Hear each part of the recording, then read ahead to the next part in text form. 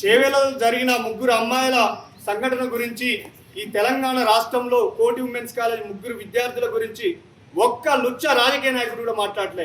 ఈ తెలంగాణ రాష్ట్రంలో మా భూముల మీద సినిమా ఇండస్ట్రీ వాళ్ళు అరే నాగార్జున ఫాల్ట్గా, అరే బాలకృష్ణ, అరే చిరంజీవిగా నీ ఇంట్లో నీ అమ్మమ్మ చచ్చిపోతే అక్కడ ఉన్న ప్రతిపక్ష నాయకుడు లుచ్చ రాజకీయ నాయకుడు కేటీఆర్ గారు ఇటు రేవంత్ రెడ్డి గారు పోయి మాట్లాడతాడు.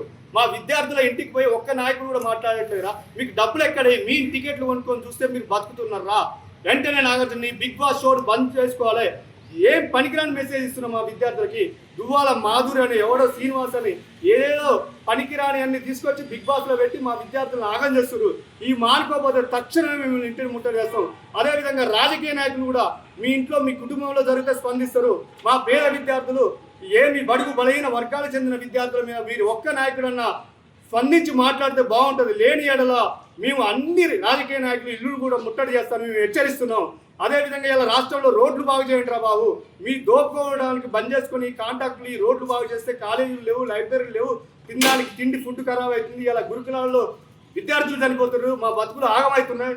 అందుకనే అస్సాంలో గన్ పరిషత్ అనే ఒక యువకులే పార్టీ పెట్టుకుని రాజకీయంగా అక్కడ విద్యార్థులే పరిపాలిస్తారు, సుభిక్షంగా పరిపాలిస్తారు. ఎందుకంటే విద్యార్థి మేధాశక్తి ఎక్కువ ఉంటుంది.